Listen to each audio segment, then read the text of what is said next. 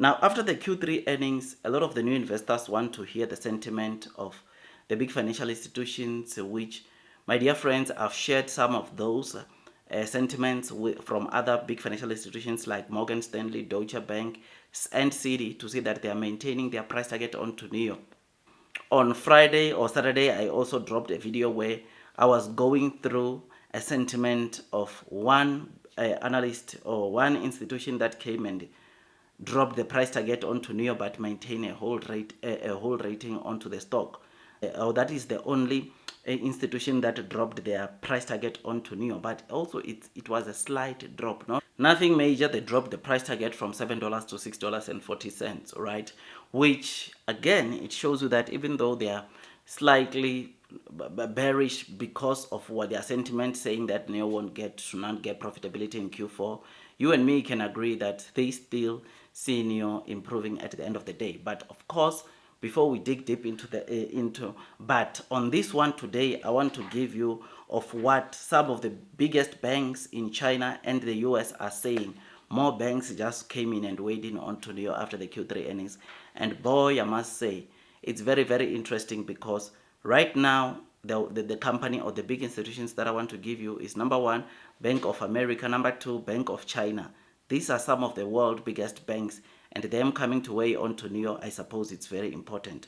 But before we go to how they are weighing onto NIO or what is their current sentiment onto NIO, please like this video, please subscribe, please hit or click that notification bell, because it does take me some time to create content like this, and YouTube still tells me that some of you guys are just watching and have not subscribed. And it will be good that you just, of course, hit that likes button, because all day, every day, except for yesterday, I come and give you NIO's latest developments, latest content, because I know one thing, and that is blue sky is coming.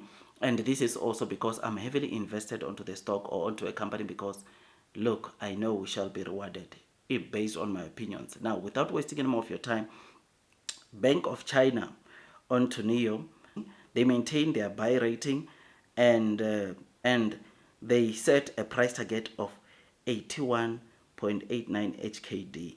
Now, to put it into context, on Friday, NIO Hong Kong, in the Hong Kong Stock Exchange, they finished trading at 43.90 HKD, right?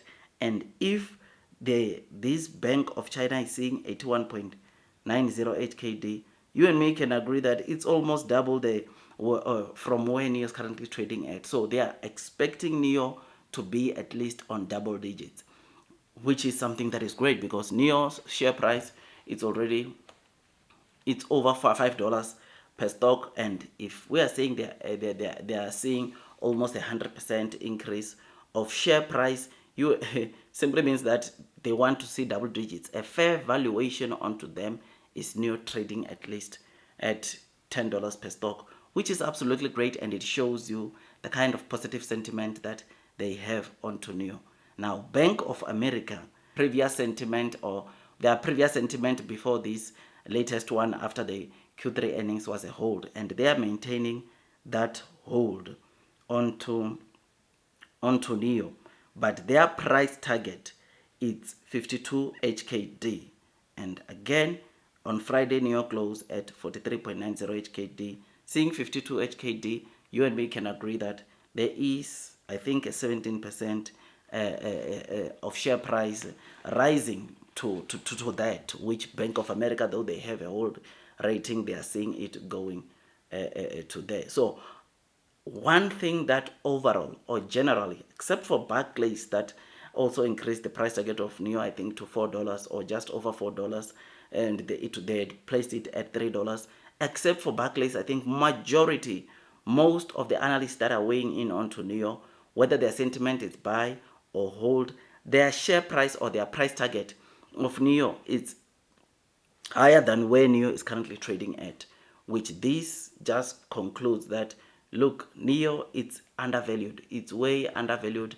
And my dear friends, you and me can agree that, with that being said, it's an opportunity for us to increase our holdings onto NIO, because we know that fundamentally NIO is strong. We know that NIO is going to break even.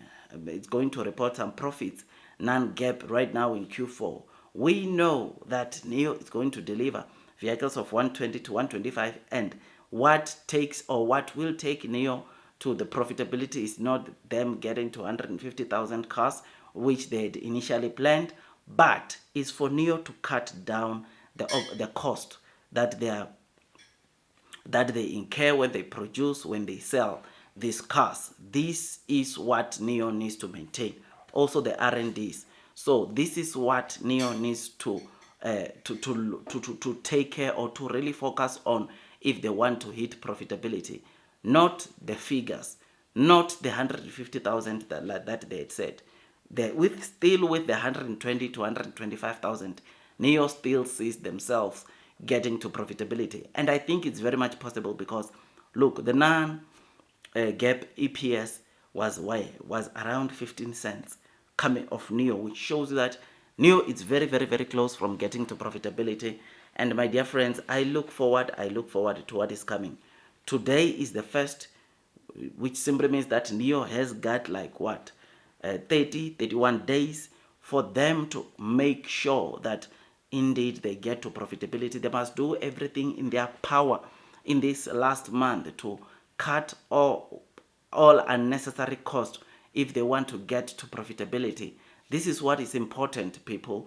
And once NEO does that, it's going to be easy. It's going to be with ease that NEO goes to hit profitability or gets to profit, which is something that as new investors we all want to see, right? We all want to see this thing happening onto NEO. We want to see profitability coming onto NEO because look, NEO has been that stock that has been punished the most. The fact that they are not profitable, but the fact that their gross margins were dropping, their net losses were becoming more. But in Q3, what we saw is that, number one, their net losses have narrowed sharply, coming to just under $500 million, which shows you that things are becoming better.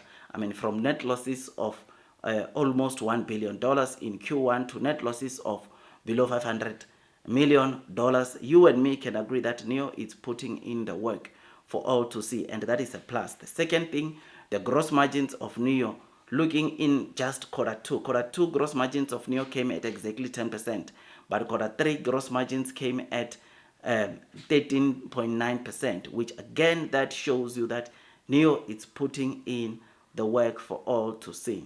I mean, earnings per share for NEO in quarter two were around 32 cents. Now earnings per share have dropped by over 50%, or around 50%, to now 15 cents, which is something that is great, something that is exciting, and it makes me to look forward to what is coming. But again, right, don't want to waste any more of your time. I just thought I'd quickly come and give you or share with you the sentiment that we are seeing from big financial institutions when talking about NEO. And this makes me to be really excited. I remain long, I remain strong, because I know one thing, and that is blue sky is coming. I know one thing, and that is those that are persevering throughout the headwinds of the share price are going to be rewarded with time.